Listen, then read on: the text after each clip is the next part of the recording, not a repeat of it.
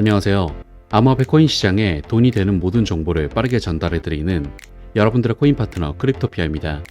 브리핑 시작 전 영상 하단의 고정 댓글 보시면 코인에 대해 다양한 투자자들과 함께 편하게 정보를 교류할 수 있는 무료 카톡방과 텔레그램방 링크가 있으니 부담 없이 참여하셔서 유익한 정보 나눠보셨으면 좋겠습니다.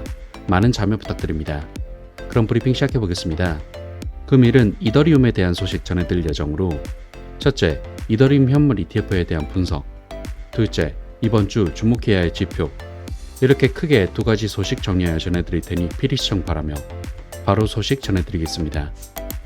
자, 먼저 지난주는 암호화폐 투자자 모두에게 놀라움을 안겨줬던 한 주였습니다. 통과 확률이 낮은 것으로 알려졌던 이더리움 현물 ETF가 극적으로 미 증권거래위원회의 승인을 받았기 때문이죠.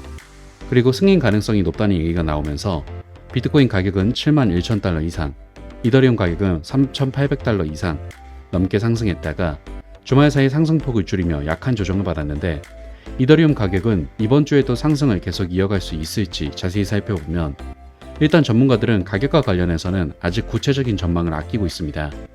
이번에 통과된 이더리움 현물 ETF가 올해 초 승인된 비트코인 현물 ETF와 몇 가지 다른 점이 있기 때문이죠. 우선 이번 승인은 완전한 승인이 아닙니다. 이더리움 현물 ETF가 출시되려면 SEC가 19B-4와 S1 두 개의 신청서를 승인해줘야 하는데 이번에는 19B-4만 승인됐습니다. 당장 ETF가 시중에 출시될 수 없으니 이더리움 ETF발 매수를 기대하기는 어려운 상황으로 업계에서는 빠르면 6월 중순, 늦으면 10월 정도에 이더리움 현물 ETF 출시가 이뤄질 것으로 내다보고 있죠. 더불어 이더리움 현물 ETF에서 스테이킹 기능이 제거됐다는 점도 주요 쟁점 중 하나입니다. 이더리움 현물 투자자는 원할 경우 자신의 이더를 적정량 스테이킹하고 그에 대한 보상을 받을 수 있습니다. 하지만 SEC는 이번에 승인한 ETF에서 스테이킹 금지를 조건으로 내걸었죠. 이에 따라 제대로 된 상승 탄력을 받지 못한 것으로 보이고 있습니다. 다음으로 일각에서는 SEC의 이더리움 현물 ETF 승인이 이더리움만의 호재라기보다는 알트코인 모두의 호재라고 해석한 것 또한 이더리움이 제대로 상승하지 못한 또 하나의 이유라고 보고 있는데, SEC는 그동안 이더리움을 포함해 상당수의 알트코인을 증권법 위반 대상으로 바라보는 시각을 견지해왔습니다. 그런데 이더리움 현물 ETF를 승인한 후에는 같은 시각을 계속 유지하기는 어려울 것이라는 의미이죠.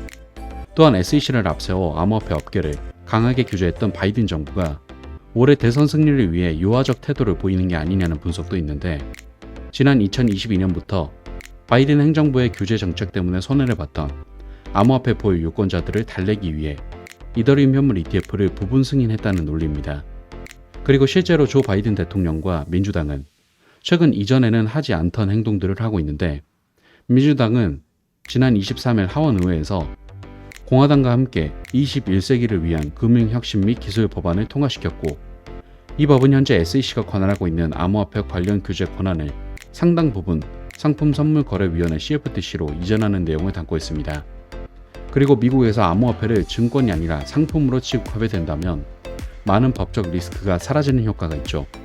한마디로 지금까지 바이든 정부가 해왔던 암호화폐 규제를 다시 되돌리는 법안인 셈인데, 백악관은 이 법에 대해 반대하는 입장이지만 거부권을 사용하지는 않을 것이라고 밝히기도 했습니다.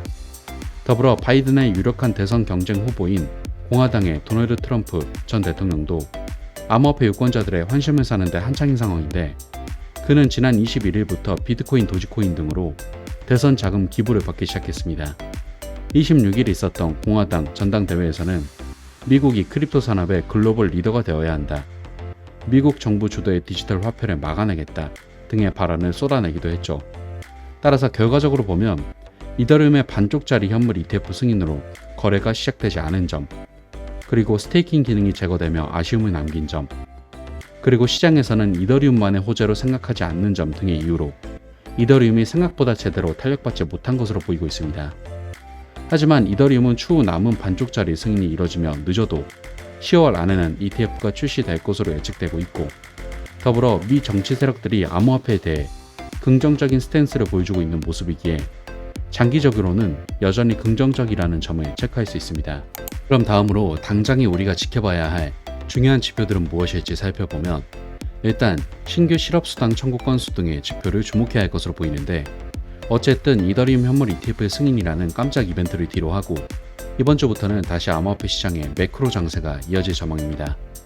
미국 시장의 통화 유동성을 늘려주는 모든 이벤트는 비트코인의 호재, 그렇지 못한 이벤트는 악재로 해석될 가능성이 높은 상태인데 29일 나오는 미국 M2 통화 공급량 지표와 30일 나오는 신규 실업수당 청구 건수가 중요한 지표로서 두 지표 모두 높게 나오는 것이 비트코인 가격에는 좋을 것으로 보이고 31일에는 연준이 참고하는 물가 지표인 미국 개인 소비 지출 물가 지수가 발표되는데 예상치보다 낮을 경우 비트코인 가격 상승이 예상됩니다. 따라서 이 같은 글로벌 거시 경제의 흐름을 잘 체크하시어 시장 대응하셔야 한다는 말씀 강조드립니다. 자, 여기까지 다양한 이더리움 소식 살펴봤습니다. 금일 전해드린 소식의 핵심으로 첫째, ETF의 반쪽 승인, 스테이킹 기능 제거, 이더뿐만이 아닌 전체 시장의 호재로 해석 등의 이유로 생각보다 크게 상승 못한 이더리움이지만 그럼에도 불구하고 장기적인 전망은 여전히 긍정적으로 체크할 수 있다. 둘째, 그 외에도 단기적으로 핵심 거시 경제 지표들을 잘 참고하며 대응하여야 한다. 이렇게 크게 두 가지 포인트 정리하며 금일 브리핑은 마무리하도록 하겠습니다. 마지막으로 이더리움 매수를 준비 중이신 분들은 갑작스러운 반등에 따라가는 전형적인 개미들처럼 투자하지 마시고 여러 가지 정보를 취합해 보면서 상승 이유와 흐름을 보고 진입하시면 좋을 것 같습니다. 하지만 대부분이 전업 투자를 하신 게 아니다 보니 항상 이슈를 찾아보고 확인하느라 한 발 늦는다고 생각하시는 분들이 많을 것 같습니다. 그런 분들을 위해서 투자자들이 모여있는 정보 공유방을 운영 중이며 일체 유료 정보가 필요 없으니 부담 없이 참여해 보시면 좋을 것 같고 또 본인의 보유코인에 대한 상담 역시도 도와드리고 있으니 영상 하단에 고정 댓글 링크로 문의 남겨주시면 감사하겠습니다. 항상 구독자분들과 같이 토론하며 유익한 소통 채널이 되고 싶습니다. 많은 참여 부탁드립니다. 감사합니다.